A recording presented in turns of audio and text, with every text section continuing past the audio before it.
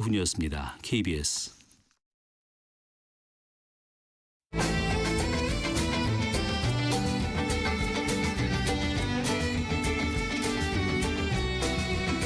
오늘을 함께하며 여러분의 내일을 응원합니다. 성공예감 이대호입니다.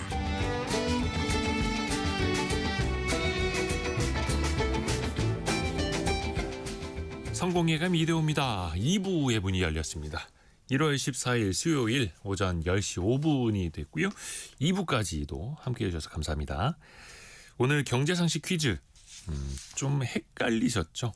율곡이 선생과 항상 헷갈리는 정답은 1,000원권에 새겨져 있는 인물 퇴계 이황입니다. 9815 쓰시는 분이 요즘에 1,000원짜리의 가치가 참 없어지는 요즘입니다. 그래도 1,000원이 모여서 큰 돈이 되겠지요. 이렇게 보내주셨고요. 이혜진님, 저는 명절마다 늘 20만 원씩을 바꿔놨었거든요. 1,000원짜리로. 양쪽 부모님이 버스를 타고 다니셔서 늘 1,000원짜리가 필요했었는데 지금은 시골 버스 요금이 무료화돼서 바꿀 일이 없어졌네요. 라고 보내주셨고요. 그리고 7477 쓰시는 분께서 옆에 있는 중학생이 요즘 친구들은 카드만 써서 잘 모른대요. 라고 정답 퇴계 이황 맞춰주셨고요. 그리고 안진수님이 1,000원권 뒷면에 마당에서 빚을 하는 모습 보신 분 이렇게 보내주셨네요. 1,000원짜리 꺼내서 한번 봐야겠네. 왜 우리가 앞면은 누가 그려져 있으니까 대충 알게 됐는데 뒷면에 있는 거 그림 하나하나 세세히 보지는 못했었는데 이참에 한번 들여다보겠습니다. 아까 그리고 0421님이 문자 50원씩 많이 나갔는데 한 번만 불러주세요. 유유 이렇게 보내주세요. 문자비 낸다고 퇴계이황 선생님 많이 만났습니다. 짧은 문자 50원, 긴 문자 100원이 드니까 짧은 문자 한 20번 보내시면은 퇴계이황 선생님 한 번 만나시는 건데. 이소연님, 저는 신사임당이 좋아요라고 보내주셨어요. 그쵸? 금액 때문이겠죠. 금액. 또 여러분 함께해 주셔서 감사합니다. 짧은 문자 50원, 긴 문자 100원이 드는 샵 9730 또 KBS 콩 계속 열려 있으니까요. 여러분의 실시간 의견도 받습니다. 참고로 아까 말씀해 드린 것처럼 거의 지구 한 바퀴를 두를 정도로 지폐가 계속해서 많이 훼손되고 손상되고 그래서 폐기되고 있다는 것도 알려드릴 테니까요. 요즘 지폐 쓰는 일도 많이 있지는 않은데 쓰실 때 조금 더 아껴서 소중하게 다뤄야겠습니다. 자, 오늘 증시 상황 한번 볼게요. 일단은 환율 한번 보겠습니다. 환율은 1475원대까지 조금 내려가긴 했네요. 1470원대 후반까지 가서 거의 1480원 육박하기도 했었는데요. 일단은 1470원대 중반의 흐름 이어지고 있고요. 코스피는 1470선을 넘어서서 현재는 1400이라고 그랬습니까? 큰날 뻔했네. 4700을 넘어서 4710.5를 나타내고 있습니다. 17.9포인트 0.38% 올라가고 있고요. 코스닥은 약보합 상태인 948. 코스닥은 전혀 지금 코스피 불장에 동참하지 못하고 있네요. 삼성전자가 1.4% 올라가고 있고요. 삼성바이오로직스도 1.4%대, 두산에너빌리티가 3.3%, 기아가 3.8% 강세, HD 현대일렉트릭 3.6% 강세, AI를 비롯한 반도체, 전력기기, 또 원전, 가스터빈 등등 관련주들까지 강세를 또 보이고 있습니다. 앞으로는 또 돈의 흐름이 어디로 흘러갈지 사실은 2026년의 초반 이것도 보여주고도 있는데요. 당연히 시장의 흐름을 잘 읽으셔야겠죠. 오늘 미래생활사전 시간에 그 이야기를 하나로 묶어드립니다. 조가연 벤처캐피탈리스트와 함께합니다. 안녕하세요. 네, 안녕하세요. 글로벌 큰손들의 자금이 어디로 몰릴까? 오늘 이 흐름 짚어주신다고요. 제가 잘 알아야 저도 투자를 할 텐데요. 네. 작년에는 사실 인공지능 이야기가 계속 많이 나왔습니다. 근데 다만 작년에 인공지능은 아직까지는 온라인상 또는 어떤 디지털 기기 안에서 이루어졌다면 네. 이제는 그 오프라인으로 넘어오는 시기라고 보고 있고요. 소위 얘기했던 물리적인 AI, 피지컬 AI가 구현되고 있는 시기이고 이를 기반으로 한 로봇 기술이 좀 더 주목을 받고 있습니다. 동시에 전 세계적으로 사실 최근에 이란 상황도 그렇고 방산 방위에 대한 그 수요가 늘다 보니까 방산 방위 스타트업들 그리고 이와 연관된 사이버 보안 기술에도 투자가 많이 이루어지고 있고요. 그동안 어쩌면 좀 멀리 있다고 생각되었던 우주 산업이나 실험실 그 기술로 약간은 조금 치부된 어떤 양자 기술도 이제는 현실 세계로 들어오고 있는 상황이고요. 그리고 작년 하반기부터 계속 주목받고 있었던 바이오 헬스케어 분야에서도 단순히 신약 개발만 하는 것이 아니라 여기에 인공지능을 얼마나 잘 도입하는가, 그리고 데이터를 가지고서 어떤 일련의 작업들을 자동화하는 기술들에 좀 주목을 받고 있습니다. 그것을 우리가 또 나눠서 봐야 되고, 사실 이제 AI 없이는 살 수도 없고 기술 혁신도 논할 수 없는 그런 시대인데, 일단 이 흐름은 뭐 당연히 이어지겠죠. 작년의 글로벌 벤처 시장을 보면 딱 두 가지로 정리할 수 있습니다. AI, 미국 이렇게 볼 수 있는데요. 인공지능 기술 기업들에 대한 투자가 전체 벤처 투자의 48%, 그러니까 전 절반 정도를 차지했고요. 오픈 AI에만 235억 달러, 우리 돈으로 34조 원이 투자가 됐습니다. 사실 이 정도로 그 흔히 AI 선두주자라고 하는 그 소수 기업들의 돈이 몰리는 일종의 메가 라운드가 만들어졌다라고 보고 있고요. 그리고 전 세계 벤처 투자의 70%가 전부 다 미국 스타트업에 대한 투자입니다. 그러니까 미국이 많이 투자를 받았던 이유가 아무래도 인공지능 분야에서 선두주자들이 이제 미국에 있고, 로봇 같은 경우도 투자를 많이 받은 분야인데 로봇 기업들 역시 미국이 좀 주축이다 보니까 미국에 대한 집중이 많이 이루어졌고요. 그렇다 보니까 전 세계적으로 소수 기업에 집중적으로 투자하는 투자가 이루어졌다. 그리고 메가 라운드를 받아간 일부 선두 기업들에게 수혜가 있었다라고 보고 있습니다. 오픈 AI가 34조 원 넘게 투자를 받은 거예요? 이게 지난해. 예. 엔트로픽에는 22조 원 몰렸고, XAI에는 11조 원 몰렸고, 그러니까 실제로 AI를 잘할 수 있을 것 같은 기업에 대규모 뭉칫돈이 들어간다. 맞습니다. 우리나라 스타트업들은요? 국내 같은 경우도 투자금이 집중되는 것은 거의 비슷했습니다. 작년에 지금 정식으로 나와 있는 집계는 아니지만 조사하는 기관마다 약 6조 원 정도 국내 스타트업에 투자가 이뤄졌다라고 보고 있고요. 건수로는 한 1,200건 정도가 되는데요. 특히 정부의 정책적인 수혜가 좀 예상되는 AI 소버린 기술 분야, 그리고 바이오 헬스케어 분야가 좀 수혜를 받았습니다.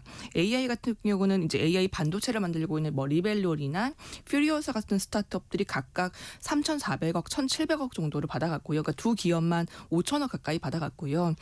AI 분야에서 좀 파생되어 있는 이런 AI 플랫폼을 만드는 리튼이나 업스테이지 같은 이런 소버린 AI 기업들도 500억 이상의 투자를 받아간 바가 있습니다. 바이오 헬스케어 분야 같은 경우도 작년에 상장 시장이 워낙 좋다 보니까 비상장 시장도 좀 수혜를 받았는데요. 다만 과거에는 좀 초기 기업에 대한 투자도 좀 고르게 이루어졌다면, 작년 같은 경우에는 기술 이전 실적이 있거나 1, 2년 이내에 좀 회수가 가능한, 즉 상장이 가능한 후기 단계 기업들에게 좀 자금이 몰리면서 좀 부익부 빈익빈이 좀 컸다라고 분석하고 있습니다. 역시 이 안에서도, 국내 스타트업 내에서도 부익부 빈익빈이요. 요걸 또 한번 더 쪼개서 이제 분야별로 나눠서 볼게요. 뭉칫돈이 어디로 들어갈 것인가? 아까 그 피지컬 AI 말씀해 주셨잖아요. 역시 AI 로봇부터 봐야겠죠. 지금 맥킨지를 비롯해서 다수의 이 글로벌 컨설팅 펌이나 이런 그 분석 기업들이 네. 올해를 물리적인 AI, 피지컬 AI가 본격화되는 이제 기점이 될 것이라고 얘기를 하고 있습니다. 사실 이미 상승세이기도 하고 작년부터 그렇기 때문에 조 단위 기업 가치를 냈던 기업들이 나오고 있는데요. 예를 들어 피규어 AI, 미국의 그 이런 휴머노이드 로봇 스타트업 같은 경우는 작년에 우리 돈으로 한 57조 원 정도의 기업 가치를 인정받았고요. 또 다른 피지컬 인텔리전스라고 하는 것도 우리 돈으로 한 8조 원 정도 기업 가치를 달성을 했습니다. 이게 모두 작년 한 해에 이제 펀딩을 받으면서 기업 가치를 찍은 거고요. 이제 이렇다 보니까 지금 좀 얘기를 하고 있는 곳들은 로봇 분야에서 좀 쪼개서 로봇의 머리를 만드는 이른바 그 AI 모델이나 시뮬레이션을 만드는 곳들, 그리고 작업할 수 있는 데이터 엔진을 만드는 이런 소프트웨어 기업들이 좀 주목을 받고 있고, 동시에 실제로 작동할 수 있는 어떤 휴머노이드 로봇, 또는 이게 완전히 사람의 모양이 아니더라도 어떤 작업에 특화되어 있는 물류 로봇 또는 제조 특화 로봇 같은 이런 하드웨어 개발사들도 상당히 많은 그 투자를 받고 있습니다. 그리고 중소기업들 중에서는 전체 휴머노이드 로봇 같은 전체 하드웨어를 완성하지 못하더라도 그동안 좀 그 수요 기술이었던 이런 관절 같은 액추에이터, 네. 이런 것들을 만드는 그 부품 기술 기업들도 아시아권에서는 좀 주목을 받고 있는 편입니다. 그러니까 전체 AI 로봇에 들어가는 그 밸류 체인들이 다 관심을 또 크게 받을 수밖에 없는 거고요. 피규어 AI 뭐 이런 데들 뭐 수십조 원의 가치 이렇게 평가받다 보니까 현대차가 인수한 보스턴 다이내믹스는 이제 30조냐 40조냐 막 이런 얘기 나오는 거죠. 이번 CES에서도 얼마 전에 이제 끝났는데 역시나 단연 화두는 로봇이었습니다. 뭐 CES 보고서들을 보면 전부 다 키워드가 로봇이더라고요. 한 4, 5년 전까지만 해도 전기차였잖아요. 이제 그 얘기 쏙 들어가고 자율주행 아니면 로봇입니다. 그러니까 사실 이제는 뭐 자율주행에도 로봇이 이용이 되고 있고 뭐 로봇 자체도 모든 것을 다 이제 빨아들이고 있는 일종의 테마이긴 한데 뭐 소위 얘기하는 피지컬 AI가 로봇이 알아서 그러니까 로봇 또는 AI가 알아서 세계를 인지를 하고 언어 명령도 이해하고 본인이 학습한 제어 방식을 통해서 알아서 움직이는 기술이었는데 이게 그동안에는 개발하는 단계였다면 이제는 실제로 물리적인 세계에 장착되고 있는 단계다라고 보시면 될 것 같고요.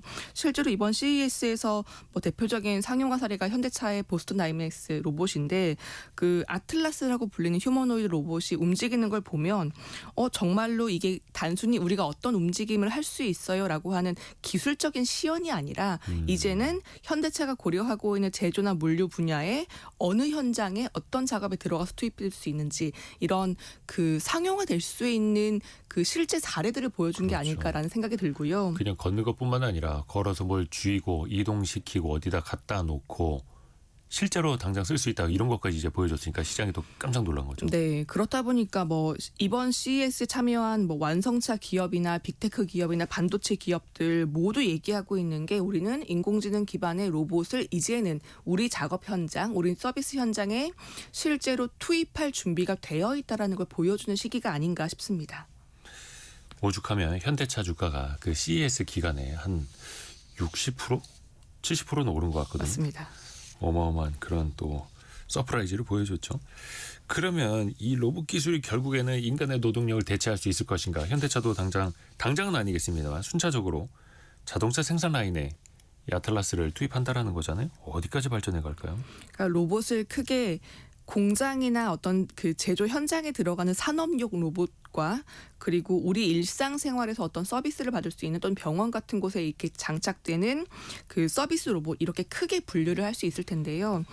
서비스 로봇의 수요는 아무래도 경기에 영향을 받을 것이라고 보고 있지만 산업용 로봇 같은 경우는 장기적으로 피해갈 수 없고 지속적으로 성장할 것이라고 보고 있습니다. 예를 들어서 우리가 항상 얘기하고 있는 노동력 부족이라든지 고령화 문제라든지 또 지역마다의 생산성 격차를 해소할 수 있는 방안은 물론 인간 작업자를 통한 해소도 가능하겠지만 결국에는 자동화가 될 수밖에 없고요. 그리고 이게 계속 지속적으로 안정적으로 돌아가기 위해서는 결국 산업용 로봇이 필요할 것이다라는 얘기를 하고 있습니다. 그렇다 보니까 이번 CES에 참여한 지멘스 같은 경우도 얘기하는 게 공장이 이제는 우리의 공장이 하나의 거대한 로봇이 될 것이다라고 얘기를 했거든요. 그만큼 우리는 우리 공장을 자율화시키고 로봇으로 대체할 준비가 되어 있다는 얘기를 한 것 같고요. 다만 아직까지는 산업별로 제조업에 좀 더 로봇이 많이 설치되어 있긴 합니다. 뭐 자동차나 전기 전자 분야가 아닌 곳들은 아직은 좀 로봇 설치가 좀 부족하고요. 그리고 올해 좀 본격화되고 있는 뭐 휴머노이드 로봇이나 AI 에이전트 같은 경우도 도입된다면 더 사람 같은 로봇. 예를 들어 우리가 병원에 갔을 때 간호사 검진을 받지 않아도 또는 의사 검진을 받지 않아도 1차적으로 예진을 해줄 수 있는 어떤 로봇을 만날 수 있고 네. 흔히 얘기하는 요양이라든지 뭐 요식업, 보안이나 청소 분야에서도 사람의 작업을 거의 99% 대체할 수 있는 로봇들이 나오고 있다라는 얘기를 하고 있습니다. 네. 뭐 중국의 청소기 기업들도 이번 CES 영상을 찾아보시면 그 로봇 청소기가 가장 약했던 게 어떤 단차를 뛰어넘거나 네네. 계단을 뛰어넘는 것이었는데 이제 이런 것들도 알아서 본체를 들어 올려서 다음 단계로 넘어가는 로봇들이 나오고 있다 보니까 이제는 뭐 단순히 방이 아니라 이 다른 층 또는 뭐 잔디나 수영장 같은 복합적인 구조도 로봇이 청소할 수 있다라는 얘기가 나오고 있습니다. 집 밖에 나가서도 청소하고 예. 오고 계단 2층째 올라가서 뭐 다락방도 청소하고 내려오고 신기합니다. 그러면 그 아까 뭐 수십조 원의 가치를 받는 그런 휴머노이드 로봇 만드는 기업들 말고 스타트업들은 또 어디가 주목받고 있어요? 아직은 스타트업들 분야에서 완성되어 있는 로봇이나 휴머노이드 로봇을 직접적으로 바로 개발하겠다라는 곳들은 많지는 않습니다. 왜냐하면 이제 들어가는 기술이 워낙 많다 보니까 좀 난이도가 있고요. 요즘에 이제 소프트웨어 중심으로 접근하고 있는 기업들은 뭐 로봇 파운데이션 모델을 만들겠다. 그리고 로봇 파운데이션 모델 중에 이제 가장 유망하게 쓰이고 있는 기술 중에 하나인 이제 VLA, 그러니까 비전 언어 행동 기술을 만들겠다라는 얘기를 하고 있습니다. 로봇 파운데이션 모델은 우리가 AI 파운데이션 모델을 얘기할 때랑 거의 비슷한데요. 대규모 뭐 데이터들을 모아서 이걸 사전 학습하고 로봇이 알아서 어떤 과제나 명령을 수행할 수 있도록 만들어주는 인공지능 모델을 우리가 로봇 파운데이션 모델이라고 하고요. 네. 그 중에 가장 잘 쓰이고 있는 것 중에 하나가 VLA라고 하는 기술인데 이건 그 로봇이 주변을 비전으로 인식하고 언어로 들어오는 명령도 학습하고요. 그리고 이걸 그 지시를 받아서 요청된 작업, 액션을 할 수 있는 기술입니다. 이 두 가지를 많이 개발하고 있고 사실 이 분야도 이미 구글이나 피지컬 AI 같은 선도주자들이 개발을 하고 있지만 다만 이제 이런 요소 작업들을 뭐 한국 같은 경우는 좀 더 제조업 특화되어 개발한다든지 그리고 그 어떤 특별한 작업에 특화되어 개발한다든지 이런 식의 접근법이 이루어지고 있고 사실 한국 같은 경우는 그동안 뭐 조선이라든지 자동차라든지 제조업 인프라가 워낙 좋았기 때문에 거기에서 수집된 작업 데이터를 우리만의 로우 파운데이션 모델, 우리만의 비전 투 랭귀지 모델을 만들어 보겠다라는 시도가 좀 이루어지고 있습니다. VLA 뭐 이름이 어렵긴 합니다만 보고 듣고 행동하고 자기가 보고 판단하고 누가 명령한 거 그대로 또 행동하고 우리가 영화 속에서 보던 그냥 로봇이에요 다. 네, 그러니까 이게 설명해서 미리 작업값을 주지 않아도 주변에 컵이 보이면 들어서 옮길 줄 알고 뭐 자동차가 오면 피할 줄 알고 이런 것들을 실제로 사람처럼 인식하고 행동하기 위한 모델들이라고 보시면 되겠습니다. 띵동 소리 나서 택배 박스 오면 문 열고 나가서 갖고 들어오고 알아서 시키지 않아도. 예. 로봇도 사실은 뭐 문이 어디에 있고 문을 어떻게 열고 문의 종류가 어떤 게 있고 택배 박스 종류는 어떤 게 있고 사실 이게 또 엄청난 데이터잖아요. 행동 데이터 이거 수집할 수 있는 것도 되게 중요하다 하더라고요. 그러니까 이게 작업 데이터가 굉장히 중요한 게 사람이 어렸을 때 그 어른들의 행동을 보면서 배우는 것과 유사하게 어린이가 어른을 보고 배우는 것과 유사하게 로봇도 충분한 사람의 행동 데이터 그리고 어떤 상황과 환경에서 어떻게 상호작용하는지에 대한 물리적인 데이터 값들이 있어야 본인도 로봇이 어떻게 행동할지 그 학습을 할 수 있습니다. 그렇기 때문에 요즘 같은 경우에는 굉장히 멀티모달 작업들에 대한 데이터를 학습시키고 있고요. 이게 단순히 사람의 그 작업만 학습시키는 게 아니라 실제로 어떤 그 기계를 원격 조작하고 있는 이런 데이터도 학습을 시키고 있고요. 또 가상의 시뮬레이션 데이터도 학습을 시키고 있습니다. 이렇게 해서 실제로 작업 현장의 데이터를 어느 기업 또는 어떤 AI 모델이 가장 많이 가지고 있느냐가 중요해지고 있고 극단적으로 얘기하기로는 AI 모델 자체는 중요하지 않다. 그건 고만고만 비슷비슷하다. 결국 누가 얼마나 실제 데이터를 많이 가지고 있냐가 중요하다라는 평가까지 나오고도 있습니다. 이제 그렇다 보니 요즘에는 대기업들도 우리는 작업 현장에 데이터가 많으니 우리 현장을 가지고 직접 뭐 파운데이션 모델 또는 VLA 모델을 만들어보자라는 시도를 하고 있고요. 예를 들어 뭐 삼성전자 같은 경우는 최근에 제조 현장에 도입하기 위한 로봇을 위한 VLA 모델을 개발하고 있습니다. 본인들이 이야기하기로는 자체적으로 구축한 로봇 팩토리, 일종의 데이터 팩토리가 있는데요. 그 안에서 어떤 로봇들을 원격 조작하기도 하고 어떤 로봇들은 사람의 작업 영상을 넣기도 하고 또는 사람이 직접 로봇 팔이나 로봇 이 핸들을 착용한 다음에 일종의 웨어버러블 형태로 그 데이터들을 수집하는 겁니다. 네네네. 이제 그렇게 많이 모여져 있는 데이터를 그 VLA 모델 또는 로봇 파운데이션 모델로 학습시켜서 우리도 우리 제조업 영역에 특화되어 있는 그 로봇 모델을 만들겠다라고 하는 게 지금 삼성전자가 시도하고 있는 것 중에 하나입니다. 그러니까 뭐 몸에다가 센서 붙이고 손가락 하나하나 센서 붙이고 내가 움직이면서 로봇을 가르치기도 하고 근데 이제 로봇이 유튜브 보면서 학습을 한다 하더라고요. 맞습니다. 예. 뭔가 이제 디지털 트윈 방식으로 실질적으로 하나하나 로봇을 행동을 하면서 가르치기에는 한계가 있을 수밖에 없다 보니까 가상의 세계에 들어가서 로봇이 마치 영화 매트릭스처럼 공부를 하고 나온다. 우리나라 스타트업들도 비슷한 데가 좀 있을까요? 한국 같은 경우도 뭐 대기업들 외에도 스타트업 중에 좀 시도하는 곳은 뭐 리얼월드라고 하는 스타트업 또는 투모로우 로보틱스라고 하는 스타트업들이 이런 로봇 손과 로봇 팔을 이용한 파운데이션 모델들 또는 VLA 모델들을 만들고 있는데요. 리얼월드 같은 경우는 이제 그동안 로봇 학습에서 가장 지적됐던 이런 데이터 부족 문제를 인지를 하고서 초기부터 일종의 시뮬레이션 기반의 가상 데이터들을 만들어내고 있습니다. 뭐 엔비디아 등과 협업을 해서 로봇 시뮬레이션 플랫폼들을 만들고 거기에서 가상의 데이터들을 만들어내고 있는 거고요. 이걸 나중에 실제 로봇에게 적용하는 방식으로 개발을 하고 있습니다. 투모로우 로보틱스라고 하는 그 팀 같은 경우는 서울대 창업진인데 여기는 그동안 이제 파트너십을 맺어왔던 제조사나 물류사로부터 데이터를 받아왔고요. 그걸 가지고 일종의 산업 현장에 최적화된 로봇 파운데이션 모델을 만들고 있는 곳 중에 하나입니다.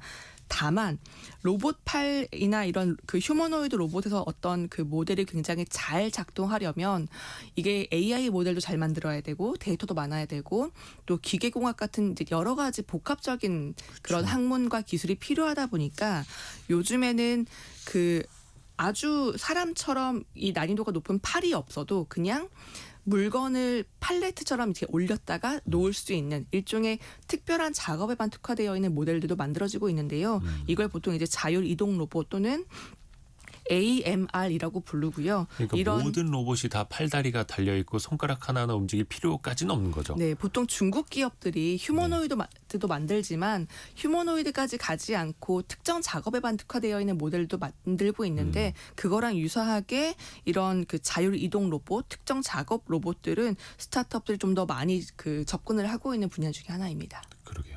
이미 뭐 AMR이라고 하는 자율 이동 로봇은 물류창고 이런 데서는 뭐 엄청나게 또 쓰고 있는 거죠. 맞습니다. 또 AI, 로봇에 이어서 뭉칫돈이 들어갈 분야 방위 산업이 빠질 수가 없습니다. 뭐 최근에 뭐 미국이 베네수엘라를 이제 공습하기도 했었고 이란을 비롯해서 뭐 중동의 정세는 항상 또 불안하고 어떻게 보면 지정학적 리스크 때문에 이 산업에는 또 관심이 이어질 수밖에 없겠어요. 사실 방위 방산 스타트업들이 투자를 많이 받는다는 것이 이렇게 좋은 시그널은 아닐 텐데요. 그렇죠, 인류에게. 예, 다만 그럼에도 불구하고 워낙 국방비도 증가하고 있고 각자 지정학적인 그 수요 관계가 다르다 보니까 요즘에는 전통적인 이런 방산이나 그 이런 그 방위 기술들 투자를 하지 않았던 실리콘밸리의 주요 VC들도 적극적으로 투자를 하고 있습니다. 왜냐하면 미국 같은 경우는 국방부가 실리콘밸리에 직접 그 국방혁신단이라고 하는 기관을 만들어서 실리콘밸리 안에 있는 이런 AI 기술이나 어떤 제조 스타트업들과 굉장히 밀접한 관계를 맺으면서 협력을 하고 있고요. 인도 같은 경우도 유사하게 다수의 그 프로그램을 출범해서 많은 스타트업들과 기술 도입을 시도를 하고 있습니다. 그렇다 보니까 이제는 과거에는 모든 방위 방산 기술들은 대기업들만 하는 것 또는 국제기관들만 하는 것이라고 여겨졌다면 이제는 뭐 이게 AI가 될 수도 있고 드론이 될 수도 있고 시장에 있는 민간 기술들이 군으로 도입되고 있다라고 하는 얘기를 할 수 있겠고요. 실제로 2017년도에 설립된 미국의 안두릴 인더스트리라고 하는 방위 방산 기업 같은 경우는 여기는 뭐 감시 타워나 드론 같은 것에 특화되어 있는 인공지능 무인 감시 시스템을 만드는 곳입니다. 그런데 이 안두릴의 다수의 기술들이 미국 국방부나 호주에 좀 도입되면서 요즘에는 소위 안두릴이 제2의 팔란티어다. 그러니까 비상장임에도 불구하고 어떤 입찰건에서는 팔란티어를 뛰어넘어서 입찰되기도 하는 것들을 보여주면서 굉장히 성장세에 올라가 있고 작년에 기업 가치로 약 42조 원 정도를 달성했고요. 뭐 이야기가 나오기로는 올해 상장한다는 이야기도 있는데 네. 만약에 이런 기업들이 상장을 잘 한다면 사실 다른 비상장 그 방위 방산 스타트업들에게도 굉장한 좋은 소식이 될 수 있을 것 같습니다. 그래서 또 서학개미라고 하는 해외 주식 투자하시는 분들은 또 안두릴의 상장 또 많이들 기다리고 계시고요. 또 미국은 국방부 이름을 전쟁부로 바꿨잖아요. 그렇게 하면서 맞습니다. 뭔가 더 실전적으로 준비를 하겠다 이러면서 트럼프 대통령도 국방비 훨씬 더 많이 늘리겠다 이런 이야기도 하고 있고요. 방산 중에 지난해는 그 러우 전쟁에 많이 이제 등장을 했던 드론에 관심이 많았습니다. 어떻게 또 이 분야가 바뀌어갈까요? 관심도가? 미국 같은 경우는 본인들이 국방 수권 법안에서 드론 군단을 만들겠다라고까지 이야기를 하면서 정말 각 세계 각 국가마다 드론 스타트업들이 꽤 주목을 받았었습니다. 네. 실제로 뭐 상장을 준비하고 있는 기업들도 있는데요. 요즘 같은 경우는 뭐 피치북 같은 이런 보고서들이 이야기를 하고 있는 것을 보면 드론은 충분히 성장을 했다. 이제는 해양으로 가야 된다라는 얘기를 하고 있습니다. 왜냐하면 해양 같은 경우는 뭐 사실 그 대륙간 뭐 해적 케이블 같은 것들도 중요한 국가 자산이고 네. 바다에서의 그 자율 운행이나 전쟁 같은 경우도 좀 중요하다 보니까 해양에 대한 방산 기술 투자도 수요가 늘어나고 있는데요. 실제로 안두릴 같은 경우도 최근에 호주 정부와 협업을 해서 무인 잠수정 함대 프로그램을 개시를 했습니다. 다시 말씀드리면 이게 이름이 고스트 샤크라고 하는 무인 잠수정인데요. 해안이나 군함에서 이 잠수정을 발진시킬 수도 있고요. 장점은 상대에게 탐지되지 않고 장기 거리 긴 거리를 자율적으로 운항을 할 수 있다. 그리고 우리가 인공지능과 어떤 카메라 레이더 센서를 가지고서 주변에 정보를 수집할 수 있다. 그리고 단순히 정보 수집이 아니라 공격까지 가능한 스텔스 무인 잠수정이라고 주장을 하고 있습니다. 말 그대로 그냥 바다의 드론이네요. 맞습니다. 그러니까 안두릴 같은 경우도 원래 지상에서의 드론이나 감시 타워에 들어가는 인공지능 무인 그 시스템을 만들던 회사인데 이젠 이 기술을 잠수정 바다로 접목을 한 거고요. 실제로 호주 정부가 우리 돈으로 한 1조 6,700억 원 정도를 투입해서 이 안두릴의 고스트 샤크를 확보를 했고요. 이걸 가지고서 이제는 본격적으로 우리 해양에서의 무인 기술 도입을 시도를 하겠다라고 밝히고 있습니다. 또 다른 스타트업인 그 미국의 해벅 AI라고 하는 곳이 작년에 설립됐는데 네. 2024년도에 설립됐는데 설립되고 우리나라 대기업인 한화라든지 미국의 방산 기업 로키드 마틴이 전략적으로 투자를 하면서 초기 기업인데도 굉장히 주목을 받은 바가 있습니다. 이야, 뭐 땅으로 하늘로 바다로 다들 이제 무인 체계로 나아가고 있고 한 10년 후의 전쟁은 인간이 없는 전쟁이 또 실제 가능할 것 같고 또 그걸 다 이제 기술 기업들이 준비를 하고 있다라는 거고 그런데 이렇게 물리적인 방위력뿐만 아니라 결국에는 이거 왜 재밍이라고도 하고 드론을 떨어뜨리려고 또 노력을 하잖아요. 그럼 또 그걸 막으려고 할 거고 사이버 보안 이것도 중요해지지 않을까요? 그만큼? 그러니까 우리가 오프라인에서의 전쟁뿐만 아니라 온라인상 또는 눈에 보이지 않는 그런 그 사이버 공격도 워낙 치명적이다 보니까 네. 이런 것들도 준비를 하고 있는데 요즘에 이야기하는 것은 보니까 미국에서는 사이버 보안 분야에만 투자를 하는 벤처 캐피탈 또는 사이버 보안 분야에만 투자하는 벤처 펀드가 만들어지기도 했습니다. 그건 그만큼 이 사이버 보안 분야에 대한 투자 매력도 그리고 시장의 관심이 늘어나고 있다는 반증이라고 보고 있는데요. 한국 같은 경우도 작년에 워낙 통신사라든지 이런 전자상거래 플랫폼들이 많이 공격을 받으면서 작년 하반기부터 이 보안 관련 스타트업들의 꽤나 많은 그 수주나 이런 프로젝트 요청이 이루어지고 있다고 알고 있고요. 그렇다 보니까 이제는 어떤 그 암호 기술, 사이버 보안 기술들에 대한 스타트업 수요가 늘어나고 있고 국내 같은 경우도 그 동형 암호 기술을 개발하고 있는 뭐 크립토랩이라든지 사물 특화된 그러니까 즉 예를 들어 이런 IP 카메라라든지 CCTV 네. 같은 이런 것들에 좀 특화되어 있는 보안 기술을 개발하는 뭐 시큐리티 플랫폼 같은 스타트업들이 조금 더 주목을 받지 않을까라는 생각을 하고 있습니다. 그렇죠. 물리적인 그 피지컬 AI가 강화되는 만큼이나 사이버 보안은 또 굉장히 중요할 테니까요. 예를 들어 뭐 집에 도입한 휴머노이드 로봇이 해킹당했을 경우의 위험성도 있고요. 그렇죠. 그거는 뭐 인간의 목숨하고도 직결될 수 있는 거니까. 또 하나가 우주로 안 갈 수가 없습니다. 우주 산업도 뭐 현재 투자도 많이 되고 있고요. 뭐 우주 이야기는 몇 년째 하고 있는 것 같은데 올해는 조금 재밌게 지켜볼 만한 그 사례가 하나 있을 텐데요. 네. 미국의 그 베스트 스페이스라고 하는 미국 그 우주항공 스타트업이 있습니다. 근데 이 베스트 스페이스가 올해 세계 최초의 상업용 우주 정거장을 발사할 예정입니다. 상업용 발사체가 아니라 상업용 우주 정거장을요. 예, 그동안은 우리가 민간에서 개발했던 것들은 대부분 그 인공위성 발사체, 네. 추진체 이런 단위였는데 이 베스트 스페이스라고 하는 곳은 아예 우주 정거장을 지금 만들고 있고요. 올해 추정하기로는 올해 5월 정도에 스페이스X와 협업해서 발사를 할 것으로 기대를 하고 있습니다.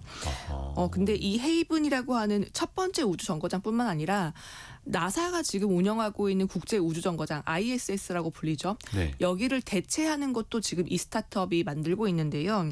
이 ISS가 2021년도에 완공됐는데 사실 그동안 운항을 하면서 여러 가지 노후 문제가 발생했다고 그렇죠, 합니다. 그렇죠. 그렇다 보니까 나사가 우리가 지금 운영하고 있는 ISS는 2030년까지만 운행을 하겠다. 그 다음에는 민간 주도의 우주 정거장 운영을 열어주겠다라고 하고 있는 거고요. 이 베스트 스페이스가 민간 주도의 첫 번째 우주 정거장 운영을 위해서 올해부터 좀 착수를 하고 있습니다. 그래서 이게 만약에 잘 성공한다면 이제는 우주에서 사람이 올라가서 활동할 수 있는 새로운 변곡점이 될 것 같다라고 보고 있습니다. 대단해요. 처음에 그 국제 우주정거장인데 그 국제라는 이름이 붙은 게 여러 나라가 합작으로 했던 거잖아요. 한 나라가 하기에도 이제 부담스러우니까. 근데 그거를 이제 민간 기업에게도 문을 열어준다. 당연히 뭐 스페이스X, 뭐 스타쉽 이런 걸로 쏘아 올리면은 또 대규모로 물자들도 올려놓을 수 있을 테고요. 우주는 그래도 지구랑 상황이 또 이제 다를 수 있잖아요. 그곳의 특수한 상황을 이용한 새로운 실험도 가능하다고요. 그러니까 우주 정거장을 쏘아 올리면 뭐 인공위성도 그러하겠지만요. 보통 지구 저궤도에 머물고 있습니다. 네. 근데 그러면 여기는 뭐 실내 기압이나 온도나 이런 것들은 지구 환경과 유사하지만 가장 큰 차이는 미세 중력인데요. 그러니까 지구의 중력과 다르게 거의 우주 속에 뭐 자유 낙하를 할 수 있을 정도의 미세 중력이 유지가 되다 보니까 지구에서는 구현하기 어려운 굉장히 독특한 조건이 만들어지는 것입니다. 이제 그래서 요즘에 연구가 이루어지고 있는 것은 이 미세 중력이 우리가 지구에서 실험을 할 때랑 어떤 차이를 만들어내는가를 좀 시도하고 있고요. 예를 들어 반도체 칩을 만드는 것도 지구에서 만드는 것과 우주에서 만드는 것이 어떤 차이가 있느냐. 바이오 실험을 하는 것도 지구에서 세포가 분열되는 것과 미세 중력 안에서 세포가 분열되는 것은 무엇이 다를까.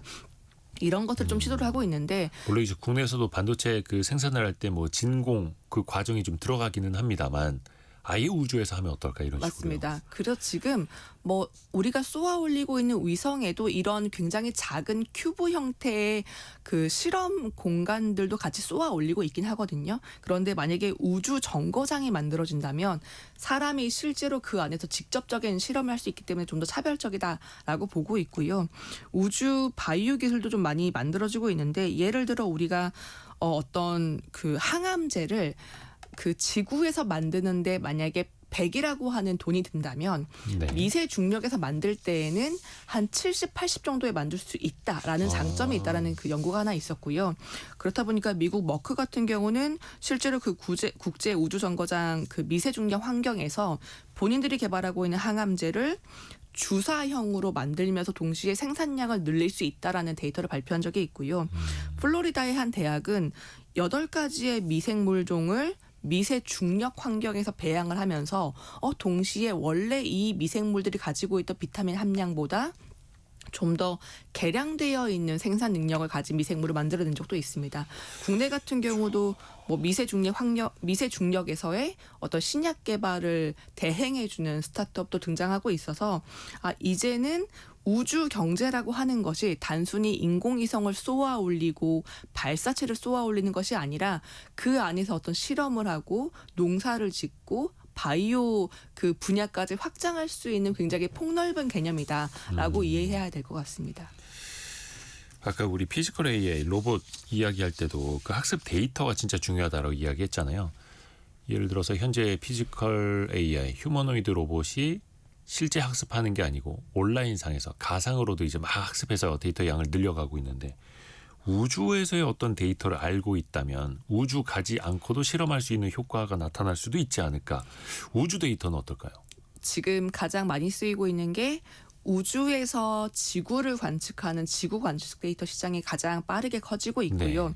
네. 예를 들어 뭐 기후 변화가 어디 있는지 자연재해에 대한 데이터, 농업 같은 경우도 위성으로 어떤 농경지를 촬영해서 실제로 올해 수확량이 얼마나 될지를 예측하는 데이터 이런 게 좀 쓰이고 있고요. 사실 이게 뭐 보험이나 금융 분야에서도 굉장히 유용하게 쓰이고 있습니다. 예를 들어 보험 같은 경우는 보통 그 지수형 보험 상품이라고 하는 게 네. 자연재해가 일어났을 때 이 보험금을 어떻게 산정할 것이냐라고 하는 굉장히 산정이 어려운 그 보험들을 만드는 것들이 이제 보통 지수형 보험인데 네. 이런 것들도 위성으로 그 지구 관측 데이터를 활용하면 경작지에 얼만큼의 피해가 있는지를 좀 볼 수가 있을 거고요. 금융 같은 경우도 보통 우리가 이 기업이 성장할지 말지 굉장히 궁금해하는데 예를 들어 마트 체인이라고 한다면 이 마트 주차장에 뭐 올 한 해 동안 얼만큼 주차 대수가 늘어났었다, 줄어들었다. 방문객을 보는 거죠. 네, 그리고 뭐 원유 기업이라면 원유 기업 탱크에 드나드는 이런 트럭들 대수를 세면서 네. 이 원유 생산량이 늘고 있다, 줄고 있다 이런 추이를 좀 볼 수 있는 데이터도 실제로 비정형 데이터로 많이 수집을 해서 활용을 하고 있습니다.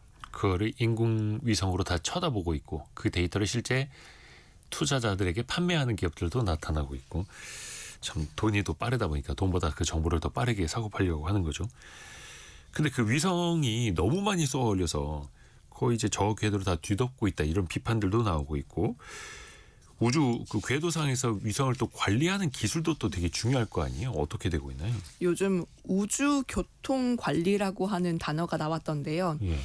STM, 그러니까 뭐 정말로 스페이스에서의 운송을 관리하는 기술인데 도로에서 관리하듯이요. 예, 맞습니다. 그러니까 어떻게 혼잡해진 궤도에서 위성이나 특정 인공 물체의 충돌을 어떻게 막을 것인가, 그리고 이런 전파 간섭을 어떻게 막을 것인가 이런 것들을 하는 것이고 그렇다 보니까 요즘에는 뭐 궤도 충돌 관리 서비스, 위성 운영 관리 서비스, 그러니까 일종의 서비스 인공위성 로봇들도 많이 생기기 시작했습니다. 무슨 뭐 주차 대행해 주듯이요. 예, 그러니까 대표적으로 전에도 한번 소개드렸던 이탈리아의 D-Orbit이라고 하는 스타트업이 있는데 네. 여기가 원래는 우주까지 원하는 물건을 쏘아서 배달해주는 우주 배달 서비스를 했던 기업인데요. 요즘에는 우주 폐기물 관리 서비스, 우주 궤도 관리 서비스도 하고 있습니다.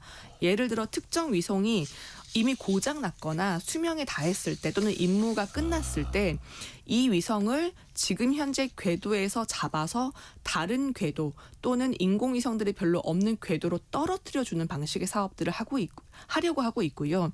이런 것들이 가능하다면 이제는 우주상에 몇만 개 이렇게 표류하고 있는 우주 폐기물 또는 수명에 다한 인공위성들을 좀 더 잘 관리할 수 있지 않을까라는 기대감을 가지고 있습니다. 그 송중기 씨 나왔던 영화 승리호가 그런 내용이더라고요. 우주 쓰레기를 이제 회수해주는 그런 뭐 비행선 왔다 갔다 하고 이제 그런 시대까지도 이제 가고 있다는 겁니다. 네. 또 하나 몇 년 전부터 이제 양자 기술, 양자 컴퓨팅에 대해서 이제 관심들 많이 높아지고 있는데 올해는 어떨까? 올해 좀 뭐 하나 전환점이 될 수 있다는 말도 나오더라고요.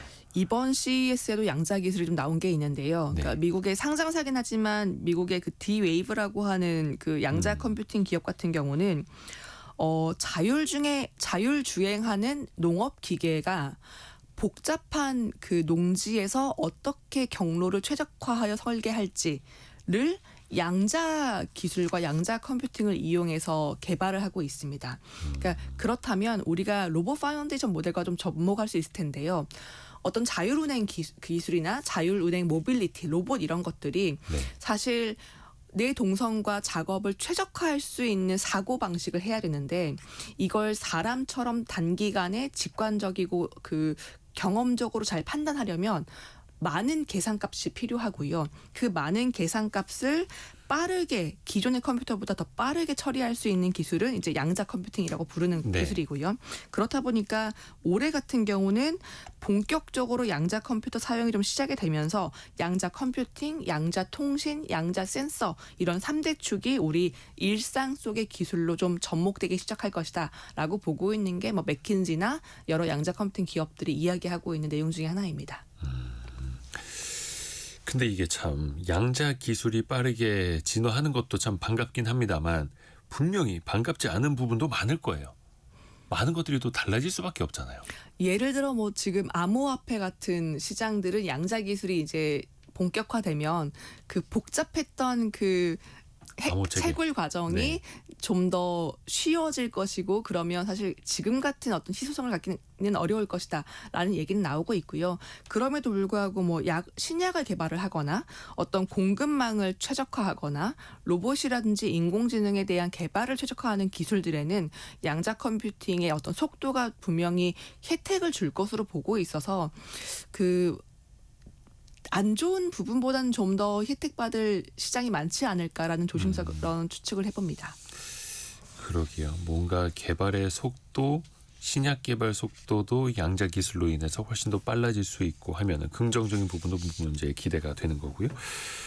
그 신약 개발 이야기도 했는데 사실은 바이오, 헬스케어 분야도 어떤 기술이 많이 발전할수록 인류에 또 기여하는 바가 크고 이쪽에도 또 뭉치돈이 계속 들어갈 수밖에 없겠죠. 그러니까 인공지능 기반의 신약 개발이 작년부터 실제로 뭐 임상에 들어가기도 하고 좀 주목을 받았는데 네. 대표적인 사례가 그 미국의 인실리코 메디슨이라고 하는 기업입니다. 여기가 AI 신약 개발 기업인데 미국과 홍콩에 함께 본사를 두고 있고 이달 초에 홍콩 증권거래소에 상장을 했는데요.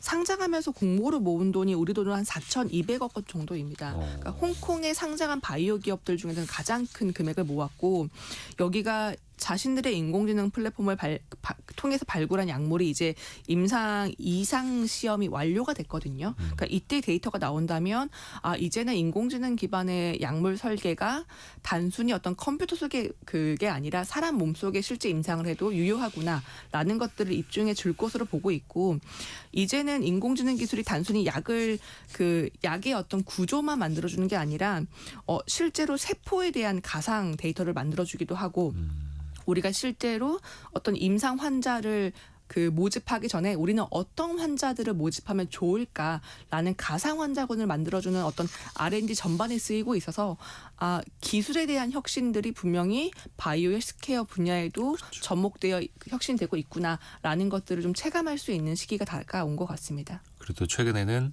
엔비디아랑 일라일릴리가 신약 연구소로 공동으로 설립하겠다 이런 또 어마어마한 발표를 하기도 했었고요. 맞습니다. 기술과 기술이 만나서 또 어떤 결과를 내는지 계속해서 또 우리가 들어볼게요. AI 로봇, 방위산업, 사이버 보안, 우주산업, 양자기술, 바이오 헬스케어까지 맥을 쭉 짚어봤습니다. 조가연 벤처캐피탈리스트였습니다. 고맙습니다. 네, 감사합니다. 라디오 정보센터 다녀옵니다. 사형 구형을 받은 윤석열 전 대통령에 대한 내란 우두머리 사건 1심 선고가 다음 달 19일 내려집니다. 청와대는 사법부가 법과 원칙, 국민 눈높이에 부합하여 판결할 것으로 본다고 밝혔습니다. 경찰이 금품 수수 의혹을 받는 더불어민주당 김병기 의원의 자택 등 6곳에 대한 압수수색에 나섰습니다. 영장엔 정치자금법 위반 혐의만 적시됐습니다. 서울 서부지법 폭동 사태 배우로 지목된 전광훈 사랑제일교회 목사가 특수 공무집행방해 교사 등 혐의로 구속됐습니다. 코스피가 오늘 개장 직후 사상 처음 4,700선을 돌파해 장중 최고 기록을 경신했습니다. 지금까지 라디오 정보센터 뉴스 정원나였습니다. 애프터 서비스 시간 유혜진 리포터와 함께합니다. 안녕하세요. 네, 안녕하세요. 한 가지 애프터 서비스를 미리 해드려야 될 거에 있는데 아까 1,000원짜리 뒷면에 오늘 경제상식 퀴즈의 정답이 퇴계이황 선생님이었고 네. 마당 쓰는 사람 본 거 있냐고 누가 글 올려주셨잖아요. 제가 읽어드렸잖아요. 그 마당 다 쓸고 들어갔다. 이게 70년대 넌센스 문제였다고. 제가 이걸 알 수가 있겠습니까? 오늘 청취자분들한테 제가 좀 속았네. 자, 다른 것도 애프터 서비스 해드리죠. 어떤 질문 들어와 있어요? 네, 오진아님. 카톡으로 근무 시간 외에 새벽이나 퇴근 후에 업무 지시를 하는 건 네. 문제가 없나요? 하셨습니다. 이기쁨 노무사에게 자문받은 내용 들어보시죠. 직장 내 괴롭힘이 성립되는 관점에서 본다면 업무상 적정 범위를 넘어선 잦은 행위라면 문제될 수 있습니다. 또한 최근에는 이러한 사회적 문제를 제도적으로 해결하고자 퇴근 후 카톡 금지법의 법안이 발의된 것으로 알고 있습니다. 쟁점은 업무 특성, 불가피한 새벽 연락의 경위, 그 빈도 등을 살펴보아 종합적으로 판단하여야겠으나 지속 반복적인 행위로 수반된다면 직장 내 괴롭힘으로 문제될 수 있는 행위입니다. 정도 그리고 반복성을 좀 네. 봐야겠죠. 다음 질문은요. 2380님. 1988년생 미혼인 아들이 생애 첫 주택을 장만했는데요. 혹시 대출을 더 싸게 받을 수 있는 방법이 있을까요? 하셨습니다. 우선은 자격이 된다면 정책 자금 대출을 받는 게 가장 네. 유리하죠. 대표적으로 주택금융공사가 하는 보금자리론, 네. 디딤돌 대출이 대표적인데요. 물론 연소득, 주택 가격, 주택 크기에 따라서 네. 다르기는 합니다만 예를 들어서 디딤돌 대출 같은 경우에는 보통 연 2에서 3%대 금리 네. 좀 저렴하게 쓰실 수 있고요. 주택 가격 같은 경우에는 직계 존속 또는 미성년 형제자매 중에 한 명과 그 부양한 기간이 6개월 이상이면 5억 원 이하의 주택, 네. 6개월 미만이면 3억 원 이하 주택을 살 수 있고요. 정책자금 이제 대출을 받아서 그 보금자리론 같은 경우에는 6억 원 이하 주택이 또 해당이 됩니다.